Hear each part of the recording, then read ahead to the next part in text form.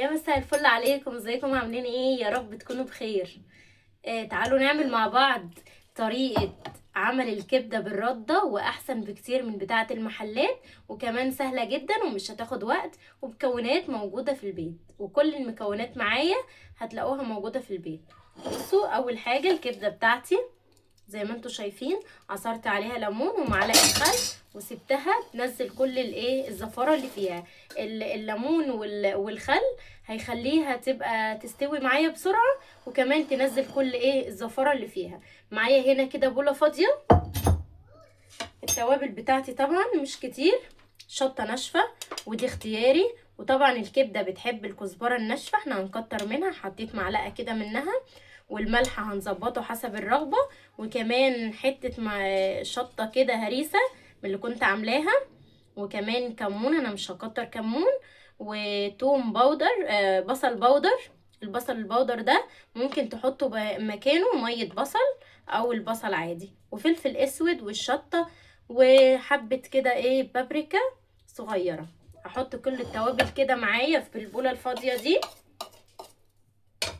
وكمان معلقه توم مفروم على الكلام اللي معايا ده، على كل التوابل. وهعصر بقى ليمونتين كده كبار على الكلام ده.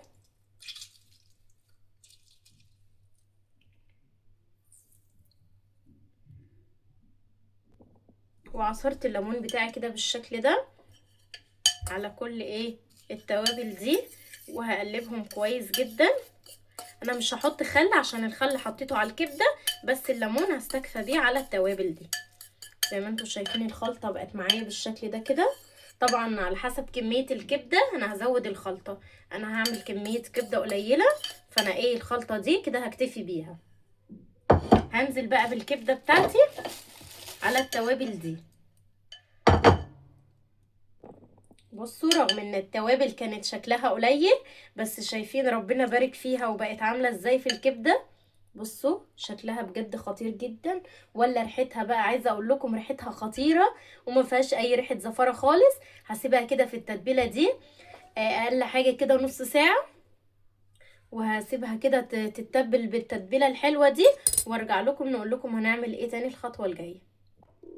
كده سبت كده معايا، سبت الكبده في التتبيله دي مش اقل من نص ساعه، زي ما قلت لكم انا سبتها نص ساعه بالشكل ده كده اتبلت، وعايزه اقول لكم ريحتها بقت خطيره فعلا. بصوا بقى، معايا هنا معلقتين دقيق، هنزل عليهم بالرده بتاعتي. طبعا زي ما قلت لكم على حسب كميه الكبده اللي هتعملوها هظبط الدقيق مع الرده، وهقلبهم كويس جدا. ممكن تكتفي بالرده بس انا موجود عندي دقيق، فحطيت معلقتين كده دقيق على على الرده بتاعتي. مش هكتفي بكده، هظبط كمان الملح، هحط كده بتاع نص معلقه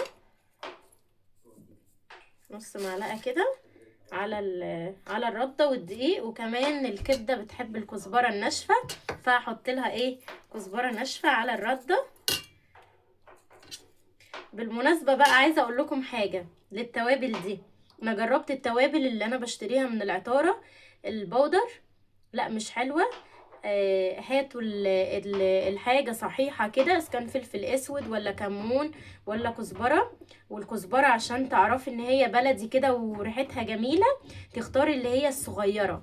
في كده هتلاقي كزبرة الحبة بتاعتها كبيرة شوية، والصغيره دي اللي بتبقى البلدي، وكمان ريحتها جميله جدا. نبقى حمصيها الاول على النار كده، وبعد كده اضربيها في الكبه، هتاخدي احلى كزبره بلدي وريحتها خطيره.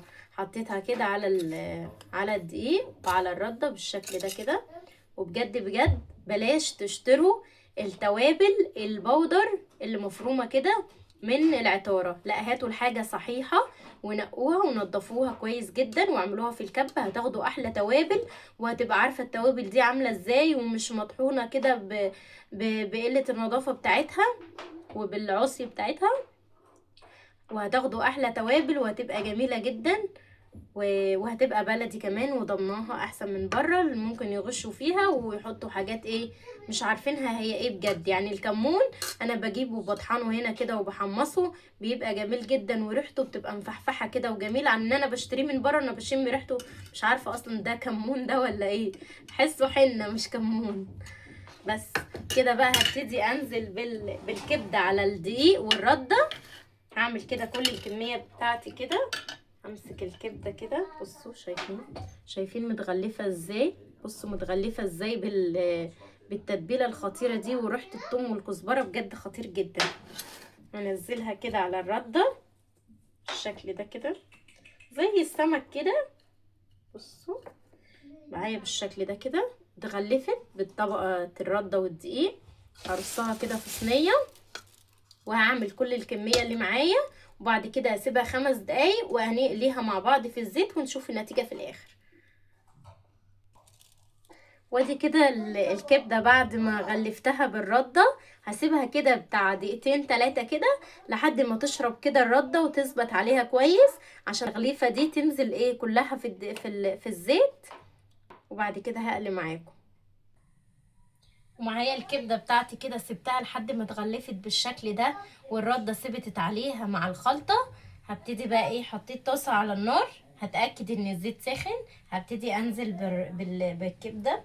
اهم حاجه يكون الكبده شرايح سميكه زي كده عشان ما تكشش معايا وتبقى مفروده. هنزل بيها كده. بصوا كده سبت الكبده معايا لحد ما اتغلفت بالشكل ده بالخلطه كده وبالرده. بصوا اهم حاجه الكبده تبقى سميكه ازاي، شايفين. هبتدي انزل بيها كده في الزيت وتاكدت ان الزيت سخن.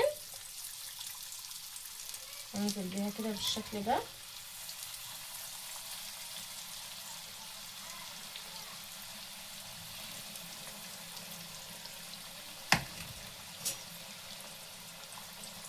اظبطها كده في الطاسه. لما سبت الكبده كده لحد ما الرده لزقت عليها كده 5 دقايق بعد ما نزلتها في الرده عشان الرده ما تسيبش مني في الزيت، تبقى بالشكل ده كده زي ما انتم شايفين. بصوا هسيبها كده على نار متوسطه لحد ما تاخد اللون الذهبي. انا كده اتاكدت ان هي استوت. بصوا معايا الكبده كده خدت اللون الذهبي الجميل زي ما انتم شايفين. بصوا عايزه اقول لكم ريحتها خطيره خطيره بجد، مش خطيره عشان انا عاملاها. بصوا هصفيها كويس جدا كده من الزيت. بصوا شكلها عامل ازاي ومتغلفه ازاي بالثوم والخلطه. بصوا هطلعها كده بقى ايه، حابين تحطوها على مناديل، جرجير، كزبره خضراء زي ما تحبوا. هطلع كده الكميه اللي معايا، ما تقلقوش هي مش بتاخد سوا خالص. بصوا طالعه عامله ازاي بجد خطيره. ولا ريحتها مش عايزه اقول لكم ريحتها عامله ازاي. بصوا اهو شايفين احلى بجد بكتير من بتاعه المطاعم. الكبده معايا بعد ما خلصتها كده وقلتها كلها كده بالشكل ده، شايفين الجمال، شايفين الحلاوه بجد خطيره. بصوا شايفين الرده ثابته عليها ازاي بالخلطه، بجد مفيش احلى من كده وطعمها تحفه جدا وكمان استوت معايا كويس. ادي دي نتيجه الكبده معاكم اللي عملتها.